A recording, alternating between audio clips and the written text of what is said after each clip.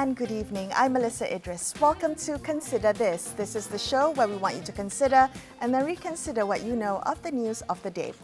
The World Bank has recently released a report detailing the nuances of informal work, along with the trends, challenges and opportunities for reform of the sector.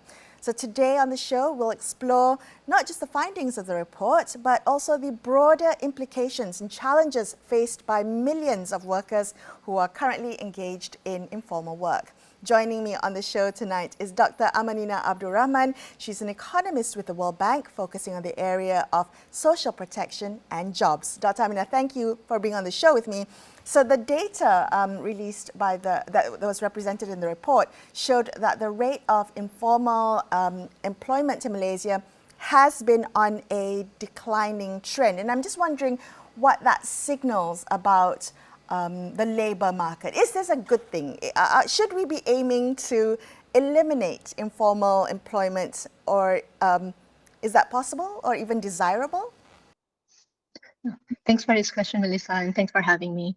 So before we go into it, I think it would be helpful for us to first share how we define informal employment.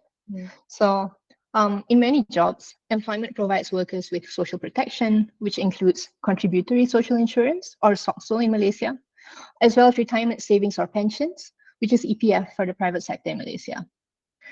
That said, not all types of employment provides this protection, and this includes self-employment, as well as new emerging forms of employment like gig work. This type of work or employment that does not provide people with social protection is what we refer to as informal employment. So now let's go into your question. As you mentioned earlier, in the report, we find that informal employment has been declining from about 37% in 2009 to 29% in 2022. And this reflects two, I would say, positive things.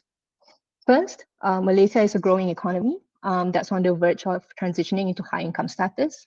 So formalization, or the growth of formal jobs, is expected in this process of growth and development. As the economy grows, new sectors develop, more and more formal jobs are created. This is normal and it's a good thing.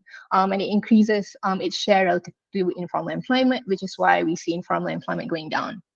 So you can consider, for example, the transition from a more agriculture-centric economy to a manufacturing service-focused economy, which we went through many years ago, and the formal jobs that were created in that process. So you can kind of understand the process, or rather the decline in formal employment just from this process itself, which is really a good thing.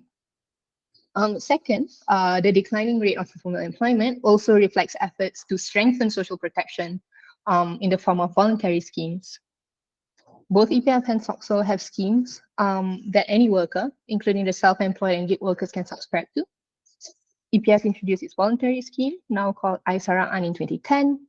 And SOCSO introduced the Self-Employment Social Security Scheme, or SES, in 2017. And these schemes have allowed self-employed workers to gain access to social protection, which decreases the rate of informal employment. Okay, so that the fact that it's declining, as you said, is a good thing. Is it possible for an economy to be fully formalized, that there is in fact no informal sector? Is that what we should be striving for, Dr. Amanina? I think the short answer to that is no. I think in any economy, there would be some degree of informal employment. And you see this in subtle ways. For example, think about your neighbor who sells cookies on the side, or rather just sells cookies and does no formal job. That's informal employment. Think about the person who offers rides, not through an app, but just, you have a friend who you can call to give you a ride and you pay the guy. That's informal employment. So in a way, we don't see this, we don't see it completely disappearing in any economy or completely not existing in any economy. And that probably also isn't desirable, because with informal employment comes opportunities for people to make a living, even if they don't necessarily have the right background or the right opportunities to be able to enter formal employment. Understood. So what do we know about the productivity of informal employment, or the workers who are informally employed? Are there things that we need to think about, strategies and ways to upgrade the skills of informally employed workers and maybe enhance their productivity? Yeah. So what we do know is that most informally employed workers are employed in less productive sectors of the economy, such as wholesale and retail trade, the agriculture sector, the accommodation and food service activity sector, and these are generally less productive subsectors of the economy. We also know that the majority of informally employed workers are in mid-skilled jobs, which are generally less productive than high-skilled jobs. And when we look at wages, which is a common proxy for productivity, we also see that informally employed workers tend to earn less than formally employed workers. And this suggests that they are less productive.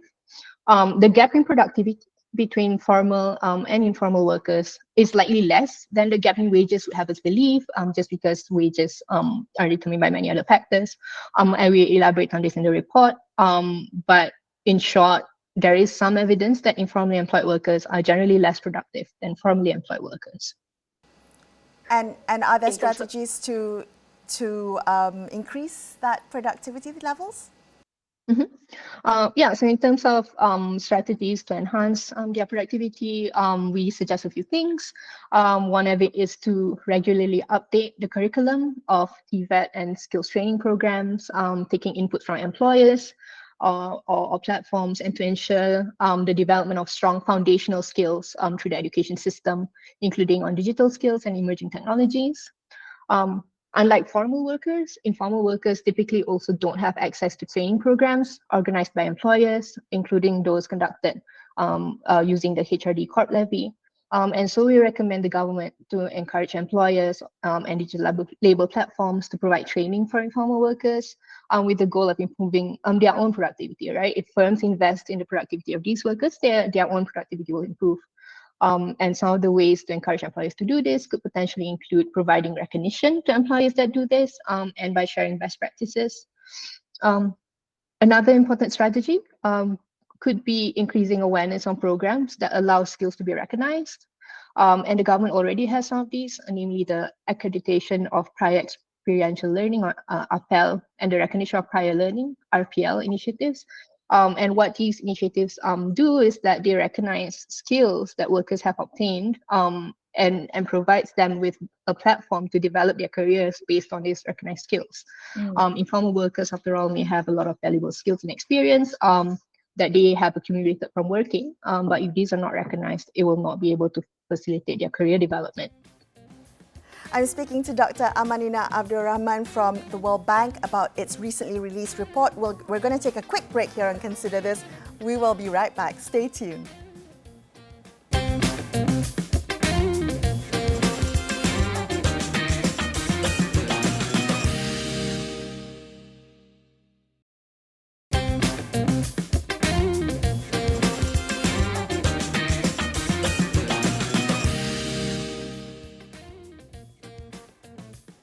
Hi, welcome back to Consider This. I'm Melisa Idris. I'm speaking tonight to Dr. Amanina Abdur Rahman, an economist with the World Bank who focuses on the areas of social protection and jobs. And we're discussing the recently released report by the World Bank detailing the nuances of informal work and along with the trends and challenges and opportunities for reform within this sector.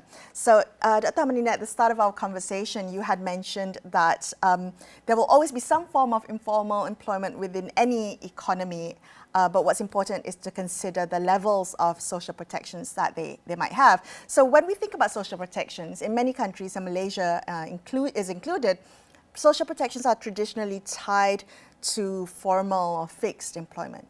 How do we think about the gaps in social protections for those who are informally employed? And is there a role that social insurance can play in broadening those social protections? Right. So at the beginning of our conversation, we talked about this, and we talked about how informally employed workers, as we define it, are not covered by EPF and SOCSO. And this means that they don't have any savings for retirement. Many informal workers will have to work beyond the retirement age because they cannot afford to retire. It means that in the event of any injury, illness, disability, and death at the workplace, they and their family members will not receive any form of income support. So clearly there's a gap, and even though EPF and SOCSO have both introduced schemes or voluntary schemes for self-employed workers, the coverage of both schemes are pretty low. About 13% of self-employed workers have an EPF account, and about 17% are covered by SOCSO. And among those who are covered by EPF, we also know that the savings are insufficient, as we have seen in a recent report by EPF. And in terms of SOCSO, this is an annual coverage, and so they have to keep renewing it. And if they don't make the contribution in a given year, then they will not be protected. Okay, so do you see policy interventions that are required to plug these gaps? What would you like to see? Right. So we make a few recommendations in the report. So first, we suggest mandating platforms or digital platforms to provide injury insurance for high-risk occupations. This can be through making SOCSO contributions or by providing private group-based microinsurance, which may be more feasible for digital platforms. So at present, e-hailing and P-hailing riders are mandated to obtain SOCSO coverage, but this is entirely the responsibility of the worker. Our recommendation is for the platform to have some responsibility in providing this coverage. Next, we also suggest mandating automatic contributions for retirement savings for incomes earned through digital platforms. So what this means is that when a worker completes a job through a platform, a portion of it would go directly to their EPF account. And this would be fully transparent. The worker would have to agree to it. They would have to be able to decide the portion of their income that goes to EPF, and to be able to see the contribution that they make when they receive their income.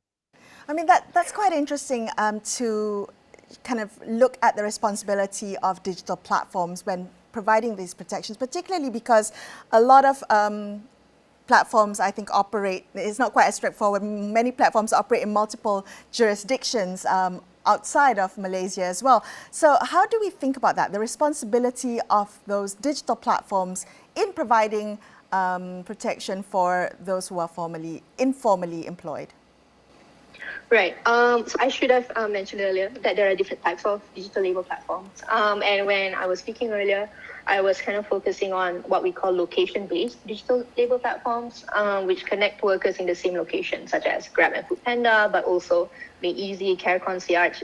You know those apps. The other types of platforms, like Workana or Amazon Mechanical Turk, these connect workers with employers or clients from all around the world, and that comes with a different set of challenges when it comes to protection. So we, in that particular recommendation, we focus on location-based platforms, which is kind of within the country's jurisdiction, so to speak.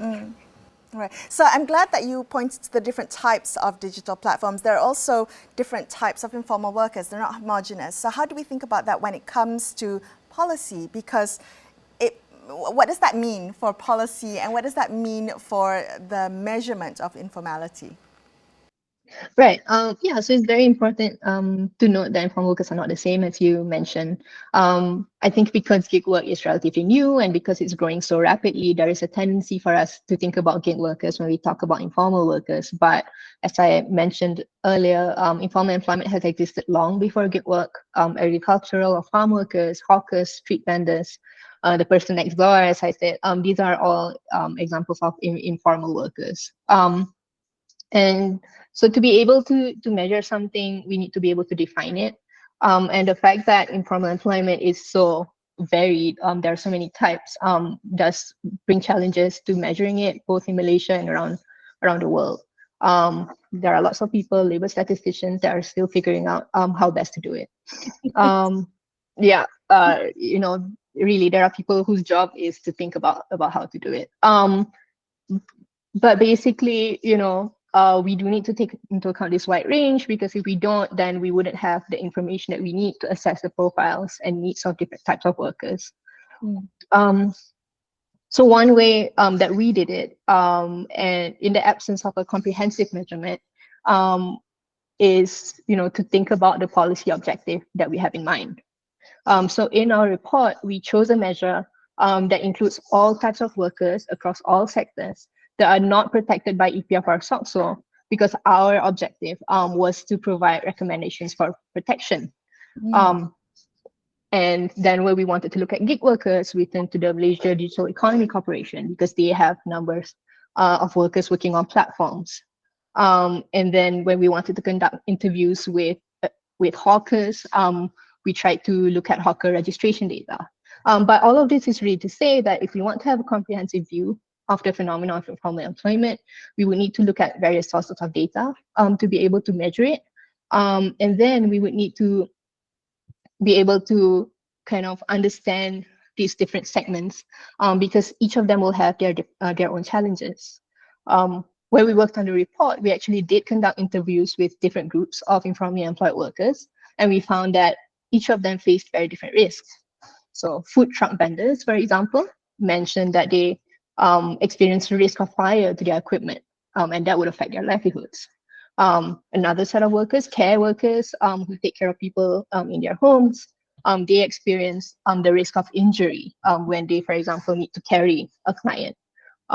And so different groups have different challenges, and understanding these different challenges is really important to be able to address to be able to support these different types of workers.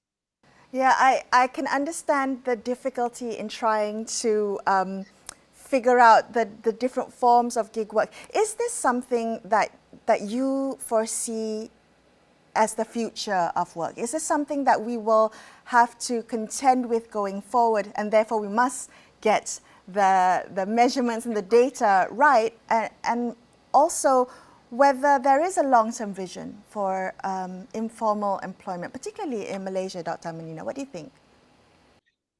Right. I think the short answer is yes.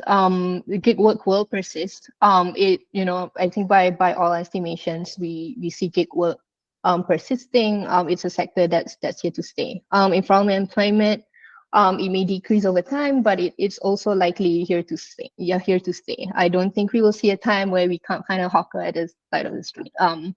That's probably not it. But what I can say is that I think there is a lot of effort that's being put into trying to kind of capture these workers the best as possible and to address their concerns. And we've also seen this through efforts to create a commission for gig workers. But more broadly, I think there are also kind of different initiatives that target different groups of informally employed workers. And so really, I think they are a part of our economy, an important part of our economy, and they're likely here to stay. All right. Just last question from me.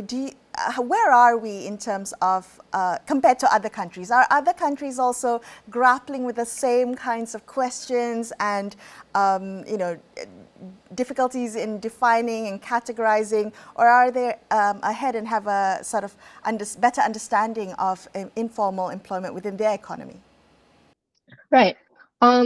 So I think Malaysia is in a similar place as in other countries. In terms of levels of informal employment in Malaysia is slightly higher than in more developed high-income countries, but it's lower than in less developed ASEAN neighbors, for example. But yes, I think Malaysia is not alone. When I say there are people's jobs, there are people whose jobs it is to look into this issue. It's not Malaysians only, right? This is, literally international. The International Conference of Labor Statisticians, they are constantly looking at ways how to measure informal employment, and in fact, I think in some of the Western countries, they may even be having a harder time because for them, the traditional form of employment is really formal employment, whereas in ASEAN countries like Malaysia, we have seen informal employment for a long time. It has persisted, and it's going down. For them, it's growing. It's not. We are not alone in this for sure. That was my conversation with Economist Dr. Amanina Abdur Rahman from the World Bank. That's all we have for you on this episode of Consider This. I'm Melisa Idris, signing off for the evening. Thank you so much for watching, and good night.